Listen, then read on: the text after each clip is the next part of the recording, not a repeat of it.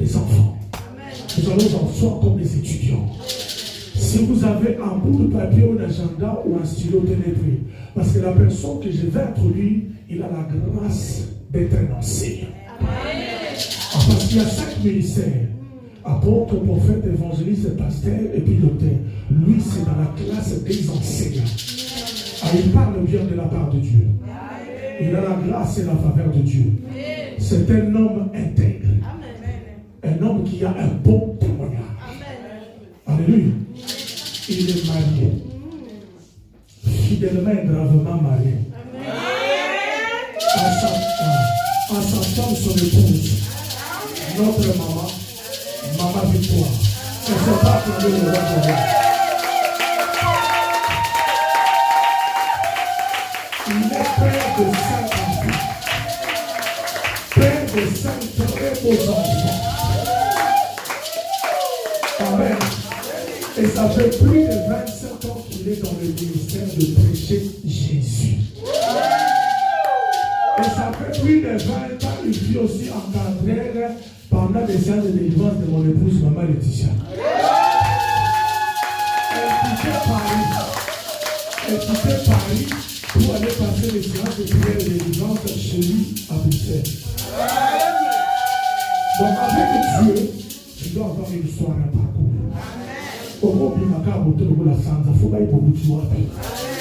Amen. La troisième présentation, c'est lui notre parrain du mariage. Amen. Bientôt, ils vont autoriser 30 ans de mariage. C'est-à-dire, un homme ne peut donner que ce qu'il a. Il est marié fidèlement à son épouse. Son fils lui-même est marié fidèlement à son épouse. Il est père de 5 enfants. Son fils lui-même est père de 5 enfants. Il est ministre de Dieu. Son fils l'a suivi, ministre de Dieu. Donc, un homme ne donne que ce qu'il a reçu auprès de Dieu.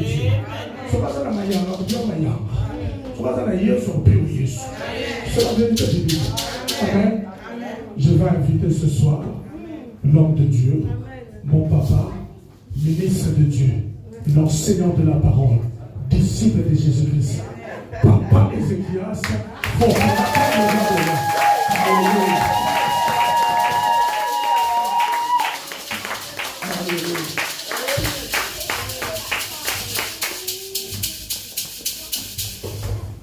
Hey Yahweh, yes. Hey Yahweh, Mama. Hey Yahweh, Mama. Hey Yahweh, Mama.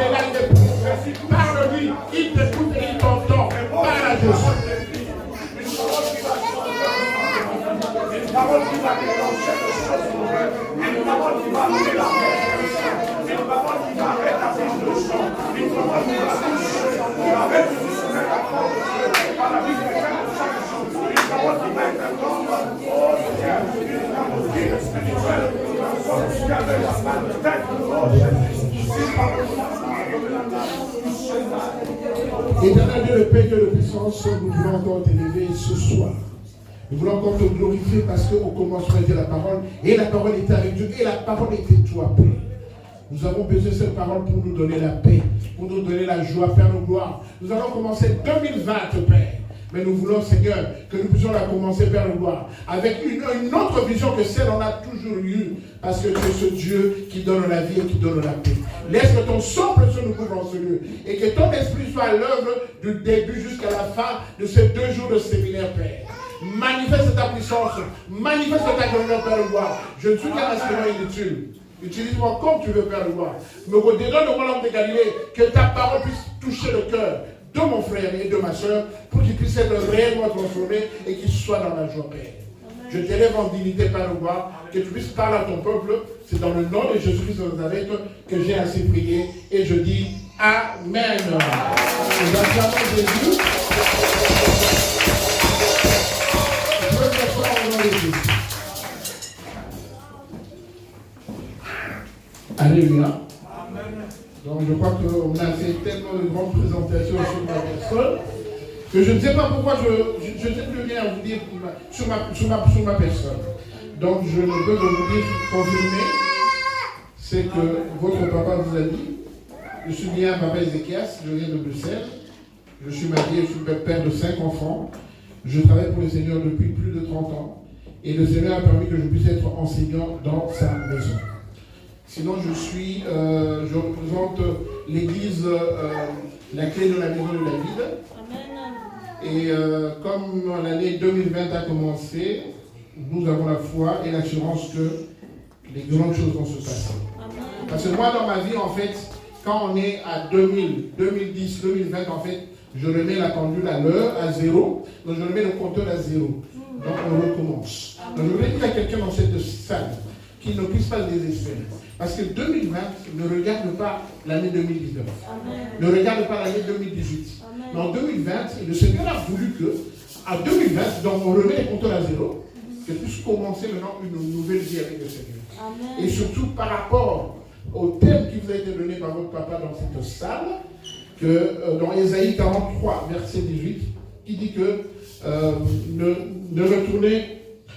pensez plus aux événements passés, ne considérez plus ce qui est ancien. Voici une chose nouvelle, je vais créer une chose nouvelle. Ne la connaîtrez-vous pas? Je mettrai le chemin dans le désert et les fleuves dans la solitude. Amen. Donc, ce qui fait que donc, quand votre papa m'a contacté pour que je puisse venir bénir le peuple de Dieu en ce lieu, et qu'il m'a donné le thème de l'année, je me suis dit que je ne veux pas aller en dehors de ce thème. Parce que c'est le thème de l'année. Donc, on va marcher par rapport à cette année. On va utiliser ce thème pour que cela puisse nous bénir tout au long de l'année 2020. C'est pourquoi, en fait, je vais essayer de décortiquer ce thème, mais en donnant comme sous-thème à cette intervention, le sous-thème que je vais donner par rapport à mon intervention, c'est de l'origine à nos jours. Je parle de l'origine de la Bible, de l'origine de toutes choses, de l'origine du commencement jusqu'à aujourd'hui, donc jusqu'à nos jours. Donc, le sous-thème, c'est de l'origine à nos jours. Ne pensez plus aux événements passés. C'est vrai que c'est vaste, mais qu'est-ce que le Seigneur a voulu dire en nous donnant ce thème pour cette année 2020? Dieu a comme souci ta vie là. Dieu sait que quand il t'a créé pour que tu ne sois pas statique, que tu ne sois pas productif, mais il t'a créé parce qu'il sait qu'il a placé quelque chose en toi. Dites Amen. Amen. C'est pourquoi nous allons lire dans le livre comme j'ai dit, du commencement, donc, de l'origine jusqu'à nos jours. On va tourner la Bible, on va commencer la Bible au début. Donc on va aller dans Genèse, le chapitre 1, du verset 1 au verset 2, parce que c'est le commencement. Donc, comme on a remis les compteurs à zéro, donc c'est ça qui peut aller plus loin. Donc, on recommence à partir du début de la Bible. Dans le livre de Genèse, le premier livre de la Bible, on va lire de Genèse chapitre 1, du verset 1 au verset 2. La Bible déclare: au commencement, Dieu créa les cieux et la terre. La terre était informe et vide, et il y avait des ténèbres à la surface de l'abîme. Et l'Esprit de Dieu se mouvait au-dessus des eaux. Amen. Amen.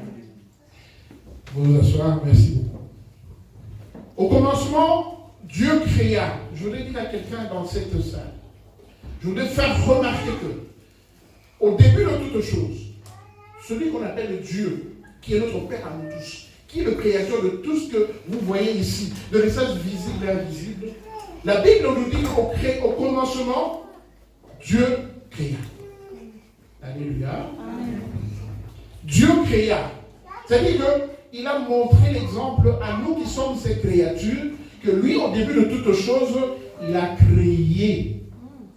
Donc c'est pour le donner à chacun de nous, en cette année de 2020, la conscience qu'il ne doit pas rester comme tel.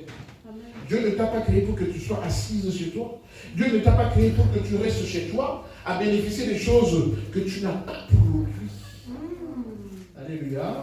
Bien, nous sommes en Europe. Je ne vais pas expliciter, mais vous comprenez ce que je dis. Amen. Que tu puisses bénéficier de choses que tu n'as pas produit, ce n'est pas ce que Dieu veut. Parce que lui, il a dit qu'au commencement, il a créé. Il a créé les cieux et la terre. Alors toi, au commencement de 2020, qu'est-ce que tu crées? Qu'est-ce que tu fais? Qu'est-ce que tu produis? J'ai oublié d'oublier, bien aimé, que je suis dans le monde, je suis infirmier. Je travaille dans un service de psychiatrie à Bruxelles et je travaille de nuit. Donc ça fait 30 ans que je travaille et ça fait 10 ans que je travaille en tant qu'infirmier. Amen. Amen. Et en dehors de ça, je sers le Seigneur. Donc je reviens, Dieu créa, Dieu veut que tu crées. Tu peux servir le Seigneur. Tu peux être dans la maison de Dieu, mais Dieu veut que tu crées, que tu fasses quelque chose. Amen. Tu ne peux pas laisser comme ça. Et l'argent que je gagne, c'est pour ma famille et pour l'œuvre de Dieu. Amen. Que quelqu'un dise Amen. Amen. Alors Dieu dit que, ça c'est l'objet d'un autre enseignement, et il dit que la terre était informe et vide. Bien aimé, quand tu lis dans Genèse au chapitre 2, verset 7, la Bible dit que Dieu créa l'homme de la poussière de la terre. Donc si la Bible dit que la terre était informe et vide, j'aimerais te dire que Dieu voit que dans ta vie, tu es informe et tu es vide. Excusez-moi de dire, c'est trop dur ce que je suis en train de dire, mais je veux que nous puissions commencer l'année 2020 avec beaucoup de bénédictions. Ce n'est pas par hasard qu'on nous a donné ce thème. Ne pensez plus aux événements passés. Parce que le passé te montre réellement ta vérité. Vous savez, quelque part dans la Bible, il est écrit que la parole de Dieu, c'est comme un miroir. Parce que quand tu te regardes dans un miroir, tu vois que sur ton visage, il y a un bouton là. Tu vois que ta barbe n'est pas bien rasée. Tu vois que tes cheveux sont beaucoup. Donc, il faut que tu passes chez le coiffeur. Et la Bible dit que la parole de Dieu, c'est comme un miroir. C'est-à-dire que quand tu regardes la parole de Dieu, tu lis la parole de Dieu, tu vas te retrouver là-dedans. Donc, le miroir te montre réellement ce que tu dis. Et j'aimerais te dire qu'en fait, cette année, Dieu a vu que tu es vide et informe. Pourquoi tu es vide et informe? Parce que on parle des ténèbres qui étaient à la surface des eaux. Alors quand tu es dans les ténèbres, quand tu es dans le noir, quand on ne sait pas te voir, on te voit à peine. On te voit même, c'est comme cet aveugle-là que Jésus a guéri en lui mettant de la salive dans le sable et en frottant dans ses yeux. Jésus lui a dit, est-ce que tu vois? Il dit, je vois des hommes comme des arbres. Alléluia. Amen. Donc, quelque part, si tu es dans le noir, on ne sait pas bien te voir. C'est pourquoi Dieu a dit, donc, quand il a vu que tu étais informe et vide, il a dit, il y a quelque chose. Donc, pour que je puisse bien voir la créature que je fais, il y a quelque chose qui manque. C'est pourquoi elle a dit au verset 3, la première phrase, il a dit, que la lumière soit, et la lumière fut. Bien aimé, pendant ce séminaire, il faudrait que la lumière puisse éclairer ta vie au nom de Jésus. Pendant ce séminaire, il faudrait que la lumière s'allume pour que tu puisses te retrouver, que toi qui étais dans le noir, que tu ne savais même pas que tu étais informe et vide. Mais je vais te donner quelques caractéristiques de quelqu'un qui est informe et vide. Alors nous allons prendre 2 cas pratiques, parce qu'on est limité quand même par le temps. Nous allons prendre 2 cas pratiques dans la Bible, de 2 personnalités. Il y en a, l'un était pauvre et l'autre était riche. Et nous allons voir que quel que soit le fait que tu sois pauvre ou que tu sois riche, Dieu te dit que tu es informe et vide. Souvent, nous allons lire si... normalement, je ne sais pas si c'est quelqu'un qui lit dans la salle, mais c'est bon, je dis. Que je lis. Ok. Donc, on va aller dans le livre des Actes des Apôtres, au chapitre 3, du verset 1 au verset 10. Actes des Apôtres, c'est après les 4 évangiles. Dans le Nouveau Testament, nous avons Actes des Apôtres, chapitre 3, du verset 1 au verset 10. Je lis la parole au nom du Seigneur. Amen. Actes des Apôtres, le chapitre 3, du 1er au 10e verset. Pierre et Jean montaient ensemble au temple à l'heure de la prière, c'était la règle. Il y avait un homme boité de naissance qu'on plaçait tous les jours à la porte du temple appelé la veille. Que demande le monde à ceux qui entraient dans le temple. Cet homme, voyant Pierre et Jean qui allaient y entrer, leur demanda le monde. Pierre, de même que Jean, fixa les yeux sur lui et dit « Regarde-nous ». Et il le regarda attentivement, s'attendant à recevoir de quelque chose. Alors Pierre lui dit « Je n'ai ni argent, ni or, mais ce que j'ai, je te le donne au nom de Jésus-Christ de Nazareth. Lève-toi et marche. » Et le prenant par la main droite et les fit lever, au même instant ses pieds et ses chevilles devinrent fermes. D'un saut, il fut debout et il se mit à marcher et il entra avec eux dans le temple, marchant, sautant, louant Dieu. Le verset 9, tout le monde le vit marcher, marchant et louant Dieu. Le verset 10, il reconnaissait que c'était celui qui était assis à la belle porte du temple pour demander l'aumône, et il fut rempli d'étonnement et de surprise au sujet de celui qui est arrivé. Nous acclamons Jésus, acclamons pour le Seigneur. Amen. Je crois que nous tous ici, nous connaissons cette histoire.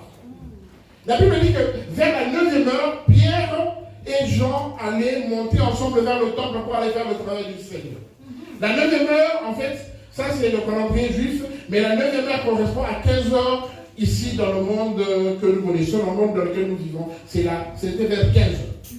Et la Bible dit qu'en fait, quand ils sont arrivés à la porte du temple, il y avait un boiteux. Un monsieur qui était boiteux.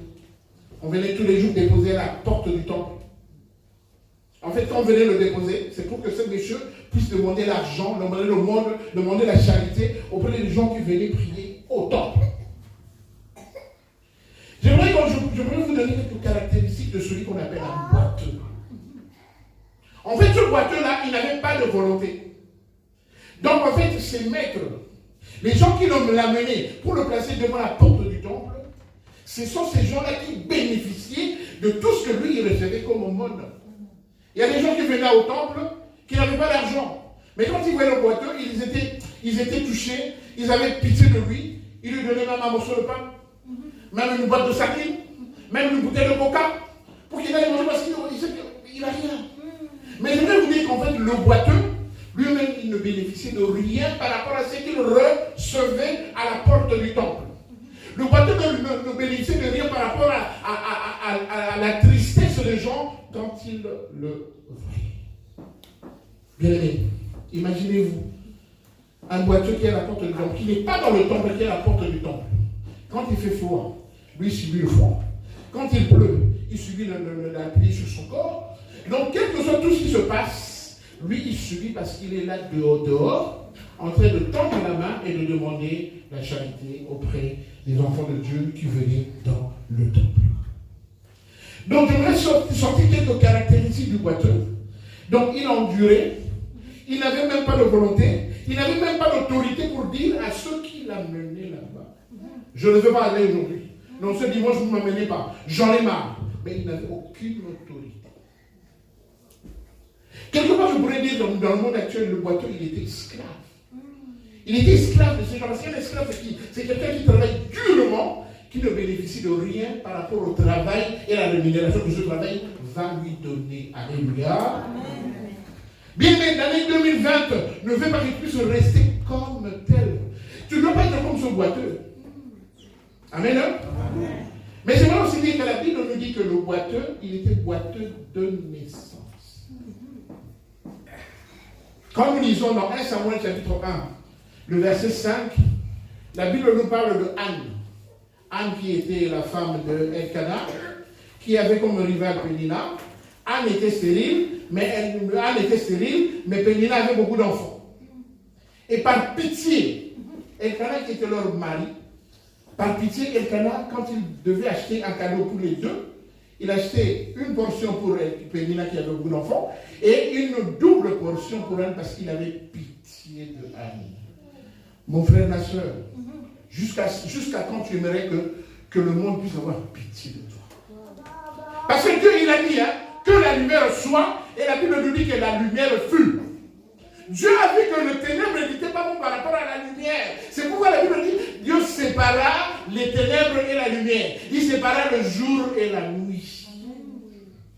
Et quelque part, quand vous allez plus loin dans l'évangile de Jésus, Jésus a dit que c'est pas bon que la nuit, les gens travaillent la nuit, parce que la nuit n'est pas faite pour que les gens puissent travailler. Parce que quand tu travailles la nuit, tu es associé à un monde qui est invisible. Quand vous voyez bien les sorciers, ils opèrent quand? La nuit. Les sorciers n'opèrent jamais le jour, toujours la nuit. C'est la nuit qu'il y a des mauvaises choses qui se passent. C'est la nuit qu'il y a des mauvaises choses. Donc, bien aimé, le Seigneur a séparé le jour et la nuit. Donc, je voudrais dire que le boiteux, il n'a pas voulu être boiteux. Il était boiteux de naissance. Et Anne aussi, la Bible dit que l'Éternel avait rendu Anne stérile. Donc, bien aimé, quelque part, nous pouvons naître avec certaines tares, certains défauts, certaines maladies. Mais quelque part, Dieu permet ça parce qu'il veut faire éclater sa gloire dans ta vie. Amen. Donc ne prends pas toujours quelque chose qui est négatif dans ta vie, que tu dis que Dieu ne m'aime pas. Non, Dieu t'aime. Mais il a placé cette histoire en toi parce que lui, il sait qu'il va se glorifier au-dedans de cette histoire qui est en toi. Amen. Alors le boiteux, il était là, en train de demander au monde, en train d'attendre, mais il n'avait aucune volonté. Bien aimé, vous savez, les garants de ce boiteux, ils gagnaient bien leur vie, mais ils ne dépensaient aucun effort pour pouvoir avoir ce que le boiteux leur rapportait. Donc moi je suis sûr même que le boiteux là, quand on venait le placer là-bas, après quand on venait le ramener, on lui préparait quelque chose à manger, il mangeait et puis il dormait. Le lendemain matin, on le prenait de nouveau, on l'aidait à se laver, on l'aidait à s'habiller, on allait le placer au temple, mais il n'avait aucun mot à dire. Vous savez bien aimé, je suis en Europe depuis 33 ans. Depuis 33 ans, je suis en Europe. Et ma femme m'a rejoint 5 ans après. Donc par la grâce de Dieu, comme Papa Guémali, nous avons 29 ans de mariage. Mais je veux vous dire qu'en 33 ans en Europe, franchement, j'ai vu beaucoup de boiteux. Et certains, ce qui est grave, c'est que la plupart de ces boiteux, ils ne savent même pas qu'ils sont boiteux. Alléluia. C'est ça le danger, c'est ça qui est grave. Ils sont boiteux, mais ils ne le savent pas. Dans l'église, nous avons les chrétiens qui viennent à l'église, qui sont là assidus, qui participent à toutes les réunions. Mais ces chrétiens sont des boiteux. Parce qu'en fait, chaque année, ils vivent la même chose. Ils disent toujours que nous avons ça. Ils disent toujours que Dieu va faire. Voilà pourquoi je suis très content du thème de cette année. Parce que Dieu ne peut pas faire auprès de quelqu'un qui est boiteux, qui reste comme ça, qui ne fait aucun effort pour le rechercher. Acclamons Jésus. Acclamons Jésus. Amen. Alors la Bible dit que quand ce homme a vu Pierre et Jean venir, il dit, oh, ces gens-là, je ne les ai jamais vus. Mais dans leur façon de se présenter, dans leur façon de venir, de parler, je crois que ces gens-là doivent avoir de l'argent à me donner. Alors, il s'attendait à recevoir un peu quelque chose. Comme d'habitude. C'est pourquoi, bien aimé, moi j'ai toujours dit, quand tu vois que tu vis quelque chose qui est anormal, mais avec le temps, tu t'habitues à cette anormalité, et finalement, cette anormalité, avec le temps, dans ton corps, dans ta vie, ça va devenir normal. Tu t'es marié, tu n'as pas d'enfant la première année, la deuxième année, la troisième année. On a fait tous les examens possibles. On a fait tout. Tu n'as toujours pas d'enfant. 5 ans après, tu n'as toujours pas d'enfant. 6 ans après, par exemple, toujours pas d'enfant. 7 ans après, toujours pas d'enfant. Tu dis toujours bien dans ça. Mais je donne un petit témoignage. Le Seigneur, comme Papa Oli m'a dit, nous a donné 5 enfants. Lorsque ma femme était enceinte de notre 4e enfant, à 6 mois de grossesse, le gynécologue qui la suivait lui dira que Madame, on est désolé, mais votre enfant, là 6 mois de grossesse, votre enfant, c'est un enfant qui sera trisomique, donc mongol, donc trisomique 21. Donc les enfants qui ont presque tous la même figure, qui ont des tailles et qui évoluent comme ça. Et le monde les a catégorisés comme étant des trisomiques 21 parce qu'au niveau de leur chromosome, donc l'homme et la femme ont 23 paires de chromosomes, et au niveau du chromosome 21, ces enfants-là, au lieu d'en avoir 2, ils en ont 3. C'est pour on dit que ce sont des trisomiques, donc 21 c'est par rapport au chromosome, dans la paire de chromosomes du 21. Au lieu de 2, ils en ont 3. C'est pour on les appelle les Mongols. C'est pour ils ont tous la même figure, ils sont tous de la même façon, et ils sont des retardés mentaux. Bien aimé, à 6 mois de grossesse, le médecin nous dit ça. Moi, pendant ce temps, je savais qu'il y a le Seigneur. Je dis, mais cette histoire n'est pas normale. Dans ma famille, il n'y a pas quelqu'un on n'a pas ce genre de défaut. Dans la famille de ma femme, il n'y a pas ce genre de défaut. Mais cet enfant vient d'où? Je dis, Seigneur, aussi longtemps que moi je te sais, moi je n'accepterai jamais qu'un de mes enfants soit mal formé comme ça. Et qu'est-ce que les gens vont dire de moi? Ils vont dire, voilà, cette personne-là, il nous enseigne la parole de Dieu, il prêche la parole de Dieu, mais pendant ce temps, regardez ce que Dieu va faire lui. Ce n'est pas normal. Bien aimé, quand vous voyez quelque chose d'anormal auprès de quelqu'un qui est un ministre de Dieu, priez même pour cette personne, parce que ce n'est pas normal. Ou alors la personne est boiteuse, il est boiteux. Il trouve que c'est normal, et finalement, avoir un enfant qui est anormal, ce n'est pas normal. Dieu ne peut pas te donner des enfants qui sont anormaux. Parce que la Bible dit qu'il faut qu'il y ait une différence entre ceux qui servent Dieu et ceux qui ne le servent pas. Bien, nous ne pouvons pas toujours ressembler aux païens. Nous sommes des enfants de Dieu, nous sommes des serviteurs de Dieu, nous sommes des ministres de Dieu. Nous ne devons pas être anormaux. Et c'est ainsi que, bien aimé, jusqu'à 9 mois de grossesse, avant l'accouchement de mon fils, le médecin vient nous dire, monsieur, comment vous avez refusé? On fasse tous les autres examens. Nous, on ne prend pas la responsabilité. Si votre enfant naît mal formé, ce n'est pas de notre faute parce que vous n'êtes pas sous nos conseils. Bien aimé, ce jour-là, j'ai même chassé ce médecin. J'ai dit, maintenant, je ne veux plus vous voir. Laissez-moi en paix, laissez ma femme en paix, parce que notre enfant va naître normal. Amen. Amen. Bien aimé. En passant, pour gagner du temps, finalement, le jour de l'accouchement, on est parti à l'hôpital. On avait l'assurance. Mais ça ne s'est pas passé comme ça, parce qu'on était tout le temps payé. Et Dieu nous confirmait que l'enfant sera normal, et moi je vais faire éclater ma gloire dans cet hôpital. Donc quelque part, bien aimé, quand tu as une table quelque part, ne te dis pas que Dieu t'a oublié, Dieu ne t'a pas oublié. Toi, continue seulement à le servir, fidèlement, comme Papa lui m'a dit, fidèlement, sans te détourner ni à droite, ni à gauche. Et ce Dieu-là, il va te le rendre son Dieu. Amen. Et l'enfant est né normal, le plus normal du monde, le plus bel enfant, le plus bel accouchement de ce jour-là. Et les journalistes et tout l'hôpital étaient en train d'attendre la naissance de mon enfant parce qu'ils attendaient à ce que l'enfant soit anormal, parce que le médecin avait déjà publié ça dans tout l'hôpital.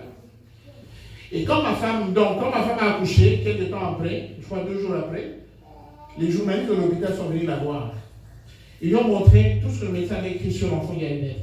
Ils ont dit, madame, vous pouvez porter plainte parce que ça c'est une diffamation que le médecin a fait sur vous Donc vous pouvez le porter plainte, vous allez gagner beaucoup d'argent. Ma femme leur a répondu, moi je suis servant de Dieu, mon mari est serviteur de Dieu.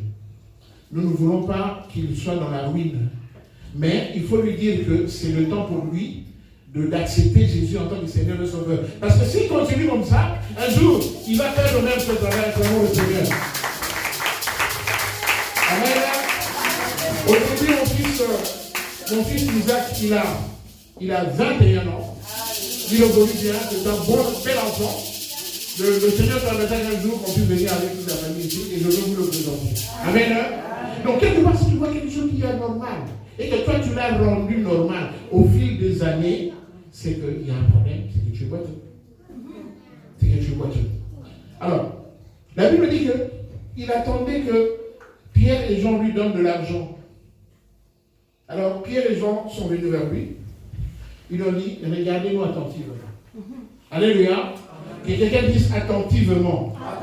Attentivement. Bien, en 2020, cette année 2020, tu dois avoir le courage de regarder Jésus dans ses yeux attentivement. Parce que quand il a regardé Pierre et Jean l'ont regardé, ils ont dit, écoutez, nous n'avons pas d'argent, nous n'avons pas d'or, mais ce que nous avons, nous te le donnons. Alléluia. Alors, la Bible dit que le boiteux, il est resté comme ça, c'est comme s'il était captivé. Il ne bougeait plus. Il regardait Pierre. Pierre lui dit, nous n'avons pas d'argent à te donner, mais ce que nous avons, nous te le donnons. Au nom de Jésus-Christ de Nazareth, lève-toi et marche. Amen. Au nom de Jésus de Nazareth, je veux dire à quelqu'un qui est assis, cette année 2020, tu dois te lever et tu dois marcher. Je veux dire à quelqu'un qui est en cette année 2020, quelqu'un qui n'en voulait pas. La Bible dit, Jésus t'a dit aujourd'hui, lève-toi et marche. Amen. Et la Bible dit que Pierre est allé le prendre de l'aveugle, il a pris le boiteux, il a levé. La Bible dit la première réaction de l'aveugle. Il a commencé à sauter, à courir, à sauter. Et c'est ce jour-là, c'était sa délivrance. Pourquoi? Parce que lui qui avait l'habitude de se rester toujours à la porte du temple, la Bible dit que ce jour-là, quand il a sauté, la première direction qu'il a vue, c'était dans le temple. Alléluia. Alléluia. Donc je vais dire, bien aimé, je vais dire à quelqu'un, peut-être que tu rentres chez ton viens ici prier. Je viens prier avec nous. Tu rentres ici, mais ton esprit reste à la porte. Parce que ce jour-là, quand il a sauté, direction dans le temple. Donc, c'était très important pour lui de rentrer dans le temple parce que toutes les années, il a passé dehors du temple. Donc, il a fallu que Jésus descende. Lui dire que regarde-moi attentivement, ta place n'est pas ici, c'est à l'intérieur du temple. Tu ne dois pas rester comme ça, mais tu vas évoluer. Amen. Bien aimé, ce type était pauvre. Mais la pauvreté, c'était dû au fait qu'il était handicapé, du fait qu'il était boiteux et qu'on le plaçait à la porte. Au lieu de l'amener dans l'église, dans le temple, pour rencontrer le Seigneur, le roi des rois, non, on le laissait à la porte. J'aimerais vous dire que ce jour-là, les parents de ce boiteux, ils étaient en colère. Et ce jour-là, ils sont tombés vraiment dans la ruine. Amen. Donc aujourd'hui, Jésus veut que tu puisses le regarder attentivement. Et vous allez voir plus tard dans ce texte-là, la Bible dit que quand Pierre a commencé à leur parler, il a invité tout le monde à la repentance. Parce qu'il disait, comment vous avez crucifié le Seigneur que nous servons. Ce Jésus-là qui s'est sacrifié pour nous tous ici. Vous l'avez crucifié. Et c'est à cause de vous que voilà, ce genre de choses arrivent. J'aimerais dire à quelqu'un ici, peut-être que tu es là, tu as des amis, tu as ton mari, tu as ta femme, qui ne prie pas, mais tu vis avec ces personnes, tu vis avec tes enfants. Bien aimé, je veux aussi vous dire quelque chose. Ça, j'ai remarqué un phénomène assez important quand même ici en Europe. Moi, je vois des enfants, c'est vrai que nous sommes tous des immigrés. Nous sommes venus de l'Afrique. Moi, je suis venu du Congo, mais de mon origine, je suis angolais, mais mes parents ont vécu au Congo, c'est comme ça que je suis congolais. Mais je viens de l'Angola. Alors, nous arrivons ici, nous nous fréquentons, nous nous connaissons, et nous mettons des enfants au monde. Mais tu vas te rendre compte les enfants que nous mettons au monde, au lieu que ces enfants puissent exceller dans les études, qu'ils soient des ingénieurs, qu'ils soient des médecins, qu'ils soient des, je sais pas moi, des super informaticiens, mais ces enfants, ils font quoi? Ils font le nettoyage comme leurs parents. Ce sont des assistants, des aides-soignants comme leurs parents. Donc moi, je vous dis un problème. C'est-à-dire que nous, les parents, nous condamnons nos enfants à ne pas aller plus loin. C'est vrai que nous, on n'a peut-être pas eu la possibilité d'aller plus loin dans nos études, vu que nous venions de l'Afrique. Et que peut-être les parents n'avaient pas toujours les moyens de t'envoyer à l'école, de t'envoyer faire des grandes études. Mais profitons que nos enfants qui sont nés ici, qui puissent bénéficier de ce qui leur est donné. Mais je vois les enfants, vous, nos enfants, vous êtes des aides-soignants, vous êtes des aides-ambulanciers. Moi, ça me fait mal. Ça me fait mal parce qu'en fait, c'est comme si nous, les parents, nous disions que c'est normal. Oui, ma fille, elle est aide-soignante, hein. Elle est allée travailler. C'est pas bien. Amen. Amen. Que cela puisse nous interpeller. Alors, le deuxième cas que nous allons prendre, c'est dans le livre de Zachée. C'est le cas de Zachée, pardon. Dans le livre de Luc, au chapitre 19, du verset 1 au verset 10. Mais on ne va pas lire tout ça, parce qu'on est pris par le temps. Dans Luc, chapitre 19, on va lire du verset 3 au verset 5. Luc 19, 3 à 5. Luc chapitre 19, le verset 3 à 5, je lis la parole au nom du Seigneur. Amen. Mais ils ne pouvaient y parvenir à cause de la foule, car ils étaient de petite taille.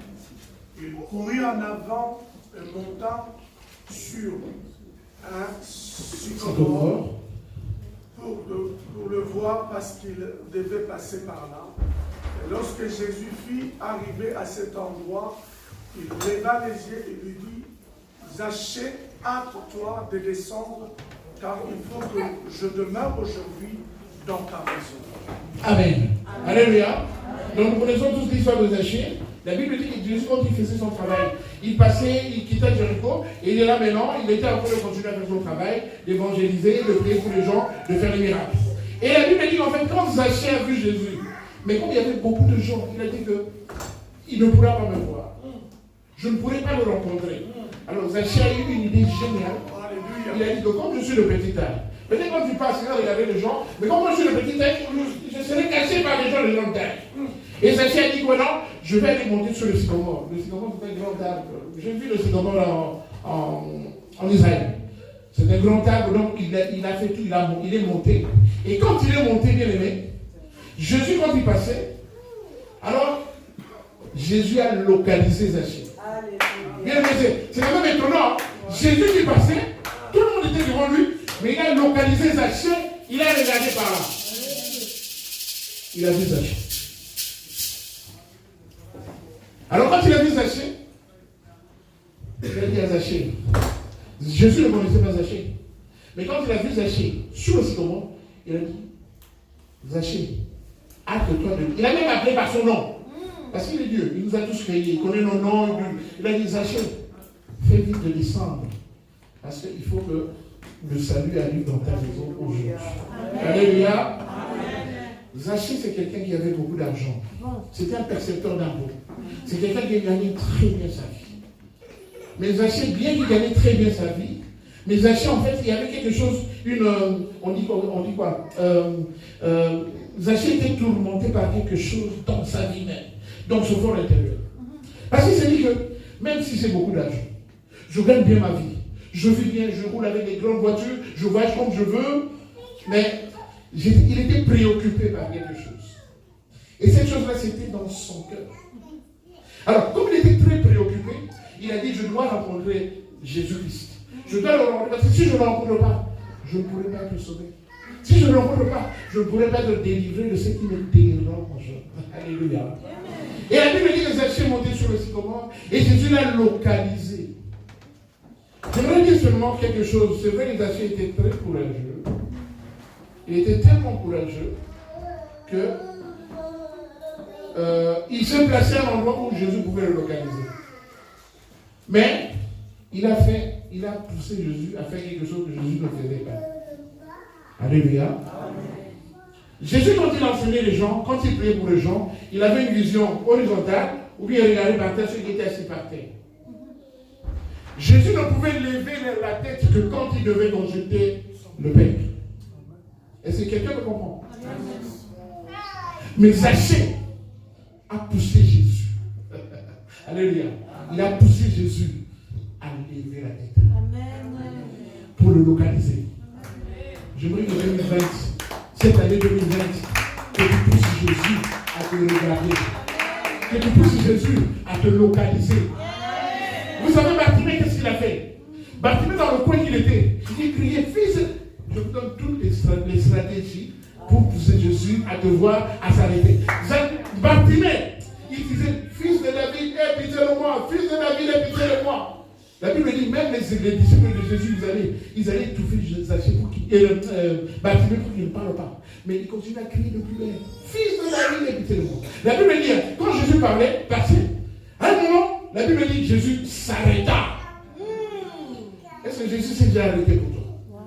Jésus-Christ, quand tu l'appelles, est-ce qu'il s'est déjà arrêté pour toi? Est-ce qu'il s'est retourné en disant, amenez-le-moi? Alléluia. Mais la Bible dit que Jésus, pour Bartimée, Jésus s'était arrêté. Il a dit, amenez-le-moi. Pour Zachée, Jésus a levé la tête. Il ne pouvait lever la tête que quand il voulait parler à Dieu. Mais là, il a levé la tête parce qu'il a localisé Zachée. Il a dit, Zachée, hâte-toi de descendre. Mais pourquoi Zachée a poussé Jésus à arriver jusqu'à ce niveau? C'est parce que Zachée s'était rendu compte qu'il escroquait le peuple de Dieu. Il percevait les impôts. Il avait les copes. Comme dit un de... Je ne suis pas politicien. Mais il avait les copes. Il faisait les copes. Alléluia. Des rétrocommissions. Alors il s'est rendu compte que c'était pas bon. C'était méchant. Je voudrais dire à un riche qui est dans la salle. Peut-être que tu vis bien dans ta richesse. Tu gagnes bien ta vie. Mais rien ne va bien. Est-ce qu'il n'y a pas un peu d'escroquerie dans ce que tu fais? La Bible dit, les démonaires, les méchants, les voleurs, les cupides, n'imiteront pas le royaume des cieux. Bien-aimés, je vais terminer bientôt. La Bible dit que quand Zachée est descendu, quand Jésus lui a dit que je veux demeurer chez toi, il ne lui a rien demandé de plus. Mais la réaction de Zachée était que, Seigneur, je gagne bien ma vie. Mais quand quelqu'un me donne de l'argent, je lui demande le triple, le quadruple. Donc j'escroque les gens. Mais je suis prêt à rembourser à tous ceux à qui j'ai volé l'argent, à tous ceux à qui j'ai fait du mal. Amen. Donc Zachée a ouvert son cœur. Il s'est fait une repentance. Il a dit, mon Seigneur, je ne pourrai jamais hériter le royaume des cieux si je continue à vivre comme ça. Alors, bien aimé, mon intervention ce soir, c'était pour te rappeler que Zachée, comme le boiteux qui s'est tenu à la porte du temple, ils avaient la même caractéristique. Ils sont venus auprès de Jésus parce qu'il y a quelque chose qui ne marchait pas en eux. Et la Bible dit que Zachée, comme le boiteux, Jésus les a dit, attentivement, il leur a dit que tu es dans le faux, tu es dans le péché. C'est comme ça que, juste après la rencontre avec Jésus, ils ont fait la repentance. Ils sont repentis sincèrement. Ils ont demandé pardon, Seigneur. Bien, mais tu ne pourrais jamais hériter les grandes choses cette année si tu te réponds pas sincèrement. Vous savez, l'année passée, il y a beaucoup de choses, beaucoup d'endroits, beaucoup de domaines où nous n'avons pas excellé. Parce que quelque part, si nous nous voyons bien, nous n'étions pas propres devant Dieu. Nous étions sales devant le Seigneur. Mais la Bible dit que ne pensez plus aux événements passés. Donc, c'est pourquoi je dis que le compteur aujourd'hui est à 0. Nous commençons une nouvelle vie. Parce que ce Dieu-là va faire des merveilles dans nos vies. Et j'ai la foi et l'assurance que quelqu'un qui va mettre en pratique cet enseignement, déjà dès ce soir, parce que je veux donner un devoir en fait. Dès ce soir, je veux donner un devoir. Et demain, quand on va se rencontrer en ce lieu, je sais qu'il y aura des grandes choses qui se feront. Certaines personnes parmi vous, pendant cette nuit déjà, le Seigneur va vous parler. Amen. Je le dis avec foi. Si je le dis, c'est parce que le Seigneur me l'a dit. Le Seigneur va vous parler ce soir. Il va vous montrer que vous êtes informe et vide. Et que lui, il a dit que la lumière soit la lumière fut. C'est-à-dire que la lumière doit éclairer votre vie. Bien, mais ça continue à rien de continuer à vivre dans les spéculations, dans les suppositions. Dans mon travail, on appelle ça des hallucinations. Donc tu rêves que tu es devenu ministre, tu as eu beaucoup d'argent, tu as fait un grand mariage, tout ça. C'est bien de rêver. Mais finalement, quand les rêves ne se réalisent pas, ça devient des hallucinations. J'aimerais que tes rêves réellement puissent se réaliser. 2020 aujourd'hui, 2020 nous commençons, tu vas prendre la décision, tu dis Seigneur, toutes les années je t'ai prié, mais regarde mon problème, ce problème n'a jamais cessé. Ce problème a toujours continué à me déranger. Vous savez, Naaman, il était général, il s'habillait bien. Il s'habillait bien, toujours costume de travail, tout ça, avec les galons et tout ça. Mais quand il rentrait chez lui, quand il enlevait les habits, il pleurait. Parce que comme la lèpre était sur lui, donc la lèpre avait collé dans la chemise, avait collé son corps. Quand il enlevait, il pleurait. Mais quand il se présentait devant les gens, il était bien. Il n'y a que lui qui connaissait qu'il avait la lèpre. Mes frères et mes sœurs, vous êtes là ce soir. Peut-être que tous les jours, alléluia, peut-être que tous les jours que tu es là, tu prends au moins 5 ou 6 cachets, ou 10 cachets par jour. 2020, ça doit cesser. Je comprenais quelqu'un qui a déjà grandi, hein, parce qu'à 45-50 ans, on commence à révéler certaines maladies. Mais un jeune qui continue à prendre des cachets, ce n'est pas normal. Je veux dire à quelqu'un que ce n'est pas normal. Que ta fille ou ton fils aille chez tel médecin, tel spécialiste, tous les 6 mois. C'est pas normal. Une personne âgée, d'accord, mais un enfant, un jeune, un adolescent, non. Et nous avons accepté ça. Et certains me disent, maladie au péco qu'on a ça là. Alors, mais la maladie, mon papa n'a pas. Papa n'est pas bien maladie, ce n'est pas normal. Nous avons l'autorité d'arrêter.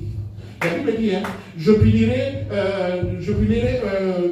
vos péchés jusqu'à la 3e et à la 4e génération de ceux qui me haïssent. Mais maintenant que je connais que mon grand-père était forgeron, mon père était occultiste. Il a réglé dans l'occultisme, le Seigneur me l'a révélé. Mais c'est à moi maintenant d'arrêter ça pour que ça n'atteigne pas mes enfants. Donc tu es capable, tel que tu es la maman, tel que tu es la papa, d'arrêter maintenant cette malédiction qui continue à te ronger des années et des années. Donc moi je dis aujourd'hui stop. Donc 2022, stop la malédiction. Stop la malédiction. Ça ne peut pas continuer. Les Européens blancs, ils se moquent de nous. C'est vrai, nous sommes tous British, nous sommes des Belges, moi je suis belge, avec la carte belge, ma famille belge, d'accord. Mais quand on met un Européen blanc et un Européen noir, immigré, ça va cesser. Ça va cesser. Nous devons leur montrer que nous sommes des êtres humains créés à l'image de Dieu. Vous savez, ces gens-là sont venus dans nos pays. Ils nous ont colonisés. Ils sont venus sans visa. Ils n'ont jamais demandé notre volonté. Mais ils ont fait ce qu'ils voulaient sur nous. Mais nous qui sommes ici, on doit continuer à toujours être petits vis-à-vis d'eux. Non. On est des êtres humains, on a la capacité, on continue à étudier, on continue à avoir des diplômes pour que nous puissions aussi exceller. On doit nous bloquer tout ce temps. Amen. Mais tout simplement, on peut faire ça dans la prière. Ne pensez plus aux événements passés. Voici, je vais mettre un chemin dans le désert. Vous savez, dans le désert, il n'y a pas de chemin. Quand tu es dans le désert, au milieu du désert, tu ne vois pas par où tu vas commencer. Le Seigneur dit qu'il va frayer un chemin où tu dois marcher pour sortir jusqu'à la ville. Et il dit plus loin que des fleuves dans la solitude. Pourquoi? Parce que dans le désert, la seule chose qu'on demande, dont on a besoin, c'est une goutte d'eau. C'est de l'eau parce que ça rafraîchit, ça te donne la vie. Comment on dit l'eau et la vie? Certaines personnes le disent. Donc le Seigneur a dit que dans le désert, il va créer un chemin pour que tu passes dans le chemin. Il va mettre des fleurs dans la solitude pour que tu ailles t'abreuver. Parce que le Seigneur sait que tu traverses le désert. Le désert pour les enfants de Dieu, donc ce sont des situations compliquées où tu ne vois pas ni le nord, ni le sud, tu ne vois pas comment tu vas t'en sortir parce que tu passes des moments terribles. Donc, bien comme ça. Amen. Donc, rien ne va. Mais il a dit aussi, je vais terminer par là, il a dit dans Apocalypse chapitre 20, verset 8, il a dit, voici, j'ai mis une porte ouverte devant toi que personne ne peut fermer.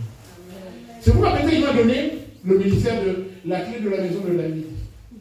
Bien, mais 2020, c'est 2020.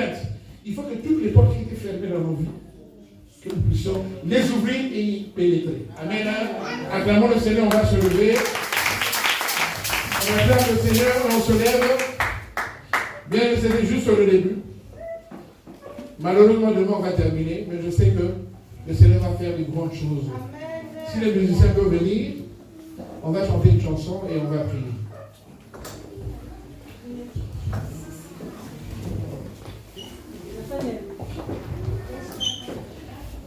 Amen. Nous nous prenons position de prière par rapport à tout ce que nous avons dit. Par rapport au message qui est tombé ce soir. Zachée, il était percepteur d'impôts. Il avait beaucoup d'argent. Mais Zachée avait une préoccupation. Il n'était pas droit vis-à-vis du Seigneur. Le boiteux qu'on mettait à la porte du temple qu'on appelait la Belle. Le boiteux n'avait aucune conscience qu'il pouvait avoir la vie. Mais le boiteux était placé. En dehors de sa volonté, il était placé à la porte du temple.